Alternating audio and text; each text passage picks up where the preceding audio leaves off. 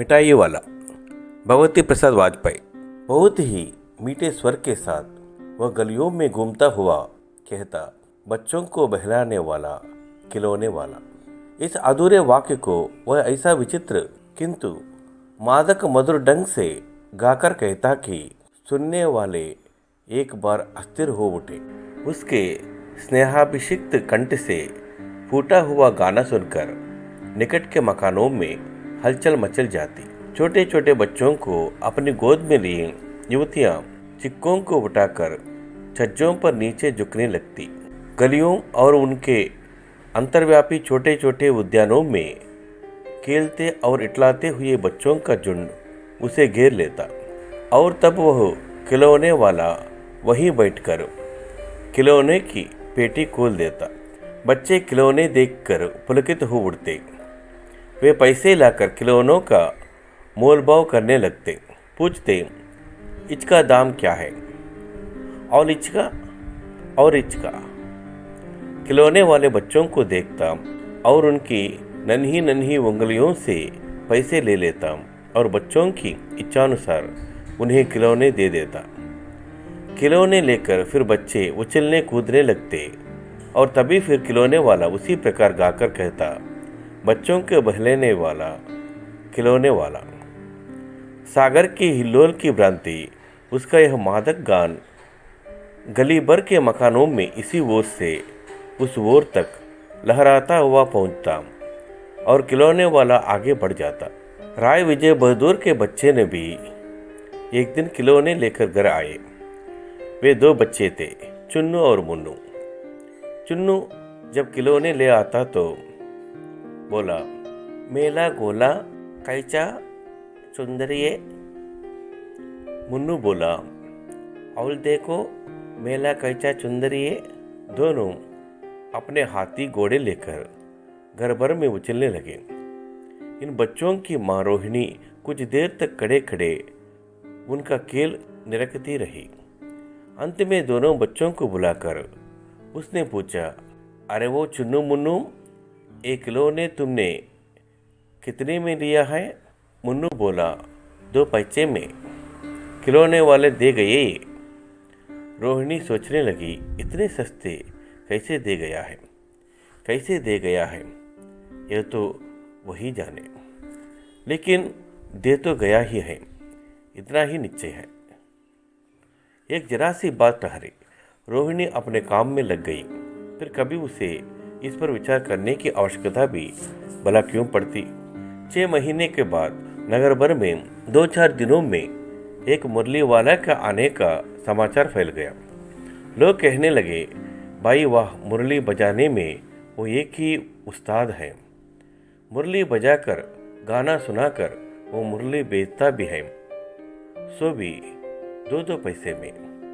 भला इसमें उसे क्या मिलता होगा? मेहनत भी तो ना आती होगी। एक व्यक्ति ने पूछ लिया, कैसा है वो मुरली वाला? मैंने तो उसे नहीं देखा। उत्तर मिला, उम्र तो उसकी अभी अधिक ना होगी, यही 30-32 का होगा। दुबला पतला गोरा युवक है, बिकनीर रंगीन साफा बांधता था। वही तो नहीं जो पहले खिलौने बेचा करता था? क्या वो पहले खिलौने भी बेचा करता था? हाँ, जो आकार प्रकार तुमने बतलाया उसी प्रकार का वो भी था, तो वही होगा। पर भाई, है वही एक उस्ताद? प्रतिदिन इसी प्रकार उस मुरली वाले की चर्चा होती। प्रतिदिन नगर की प्रत्येक गली में उसका मादक मृदुल स्वर सुनाई पड़ता, बच्चों को बहलाने वाला, मुरलिया वाला। रोहिणी ने भी मुरली वालों का स्वर सुना। तुरंत ही उसे खिलौने वाले का स्मरण हो गया। उसने मन ही मन कहा, खिलौने वाला ही इसी तरह गा गा कर खिलौना बेचा करता था। रोहिणी उठकर अपने पति विजय बाबू के पास गई। जरा उस मुरली वाले को बुलाओ तो चुन्नी मुन्नी के लिए ले लो। क्या पता ये फिर इधर आए ना आए, वे भी जान पड़ता है पार्क में खेलने निकल गए हैं। विजय बाबू एक समाचार पत्र पढ़ रहे थे। उसी तरह उसे लिए हुए वे दरवाजे पर आकर मुरली वाले से बोले, क्या भाई, किस तरह देते हो मुरली? किसी की टोपी गली में गिर पड़ी, किसी का जूता पार्क में ही छूट गया और किसी की सोतनी माने पाजाम ही ढीली होकर लटक आई है। इस तरह दौड़ते हामते हुए बच्चों का झुंड आ पहुंचा। एक स्वर से सब बोल उठे, अम्बी लेंगे मुरली और अम्बी लेंदे मुरली। मुरली वाला हर्ष गदगद हो उठा, बोला, सबको देंगे भैया, लेकिन जरा रुको, ठहरो, एक एक को देने दो। अभी इतनी जल्दी लौट तोड़े ही जाएंगे? बेचने तो आए ही है ना? और है भी इस समय मेरे पास एक दो नहीं, पूरी 57। हाँ बापूजी, क्या पूछा था आपने? कितने में दी? दी तो वैसे 3-3 पैसे के हिसाब से है, पर आपको 2-2 पैसों में ही दे दूंगा। विजय बाबू भीतर बाहर दोनों रूपों में मुस्कुरा दिए। मन ही मन कहने लगे, कैसा है, देता तो सबको इसी भाव से, पर मुझ पर उल्टा एहसास लाद रहा है। फिर बोले, तुम लोगों की झूठ बोलने की आदत होती है, देते होंगे सभी को 2-2 पैसे में, पर एहसास का बोझ मेरे ही ऊपर लाद रहे हो। मुरली वाला एकदम अप्रतिभ हो उठा, बोला, आपको क्या पता बाबूजी की इनकी असली लागत क्या है? यह तो ग्राहकों का दस्तूर होता है कि दुकानदार चाहे हानि उठाकर चीज क्यों ना भेजे, पर ग्राहक यही समझते हैं दुकानदार मुझे लूट रहा है। अब भला काहे को विश्वास करेंगे, लेकिन सच पूछिए तो बापूजी, असली दाम 2 ही पैसा है। आप कहीं से 2 पैसे में ये मुरली नहीं पा सकते। मैंने तो पूरी 1000 बनवाई थी, तब मुझे इस भाव पड़ी है। विजय बाबू बोले, अच्छा, मुझे ज़्यादा वक्त नहीं है, जल्दी से 2 तो निकाल दो। 2 मुरलियाँ लेकर विजय बाबू फिर मकान के भीतर पहुंच गए।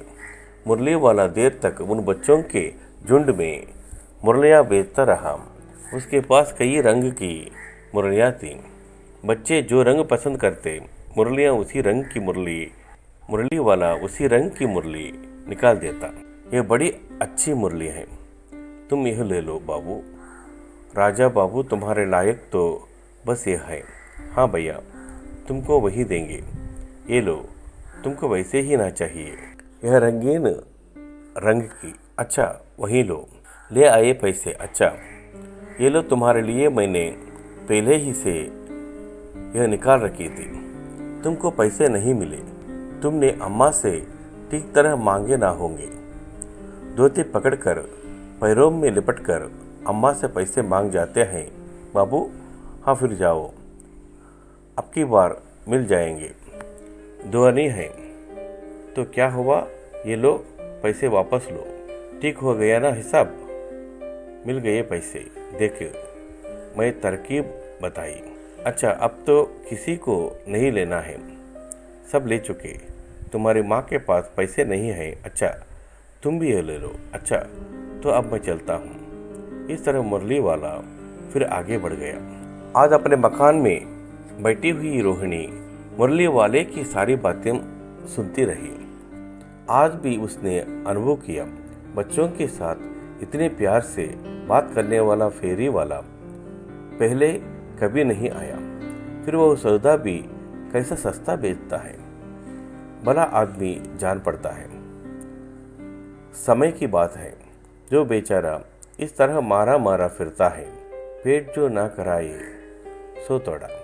इसी समय मुरली वाले का क्षीण स्वर दूसरी निकट की गली से सुनाई पड़ा। बच्चों को बहलाने वाला मुरली वाला। रोहिणी इसे सुनकर मन ही मन कहने लगी, और स्वर कैसा मीठा है इसका। बहुत दिनों तक रोहिणी को मुरली वाले का वह मीठा स्वर और उसके बच्चों के प्रति वे स्नेहसिक्त बातें याद आती रही। महीने के महीने आए और चले गए, फिर मुरली वाला ना आया। धीरे धीरे उसकी स्मृति भी क्षीण हो गई। 8 मास बाद सर्दी के दिन थे। रोहिणी स्नान करके मकान की छत पर चढ़कर आजानुलंबित केश राशि सुखा रही थी। इस समय नीचे की गली में सुनाई पड़ा बच्चों को बहलाने वाला मिठाई वाला। मिठाई वाले का स्वर उसके लिए परिचित था। झट से रोहिणी नीचे उतर आई। उस समय उसके पति मकान में नहीं थे। हाँ, उनकी वृद्धा दादी थी। रोहिणी उनके निकट आकर बोली, दादी, चुन्नू मुन्नू के लिए मिठाई लेनी है। जरा कमरे में जाकर ठहराओ। मैं उधर कैसे जाऊँ? कोई आता ना हो। जरा हटकर मैं भी चिक्की वोट में बैठी रहूँगी। दादी उठकर कमरे में आकर बोली, ये मिठाई वाले, इधर आना। मिठाई वाला निकट आ गया। बोला, कितनी मिठाई दूँ माँ? ये नए तरह की मिठाइयाँ हैं, रंग बिरंगी, कुछ कुछ खट्टी, कुछ कुछ मीठी, जायकेदार, बड़ी देर तक मुंह में टिकती हैं, जल्दी नहीं घुलती हैं। बच्चे बड़े चाव से चूसते हैं। इन गुणों के सिवाय ये काशी भी दूर करती हैं। कितनी दूं? चपटी, गोल, पहलदार गोलियां हैं। पैसे की 16 देता हूँ। दादी बोली, 16 तो बहुत कम होती है, 25 तो देते। मिठाई वाला, नहीं दादी, अधिक नहीं दे सकता, इतना भी देता हूँ। यह अब मैं तुम्हें क्या कह, मैं अधिक ना दे सकूँगा। रोहिणी दादी के पास ही थी। बोली, दादी, फिर भी काफ़ी सस्ता दे रहा है, 4 पैसे की ले लो। ये पैसे रहे। मिठाई वाला मिठाइयाँ गिनने लगा। तो 4 की दे दो। अच्छा, 25 नहीं सही, 20 ही दो। अरे हाँ, मैं बूढ़ी हुई, मोल भाव अब मुझे ज़्यादा करना आता भी नहीं।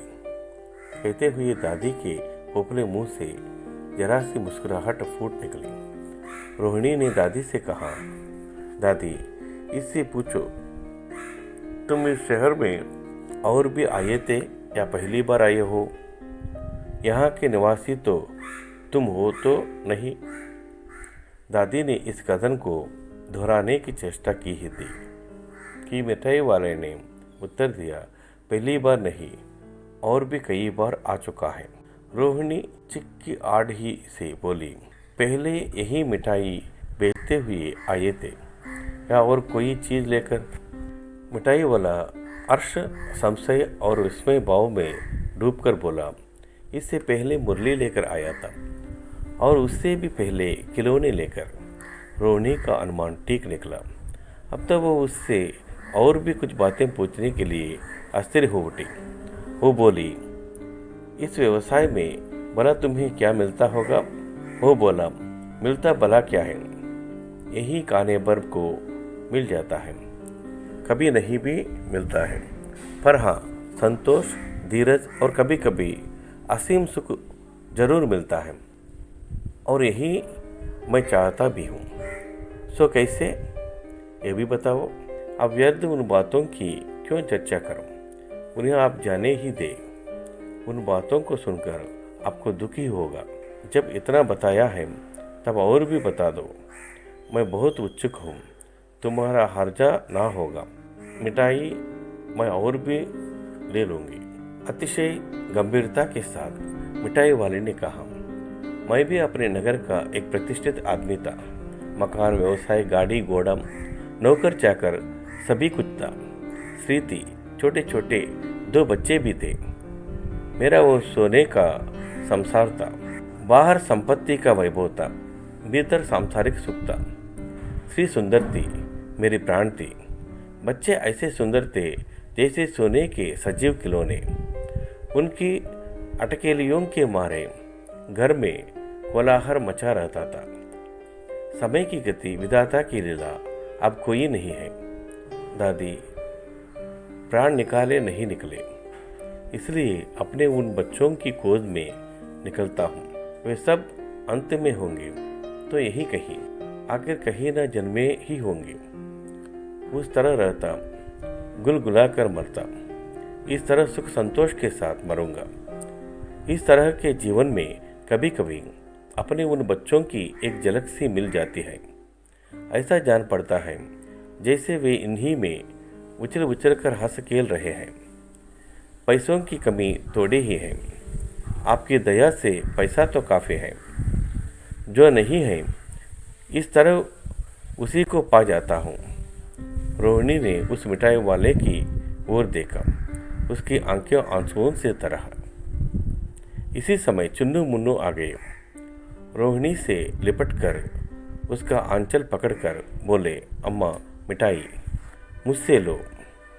यह कहकर तत्कालीन कागज की 2 पुटियाँ मुरलियों से भरी मिठाई वाले ने चुन्नू मुन्नू को दे दी।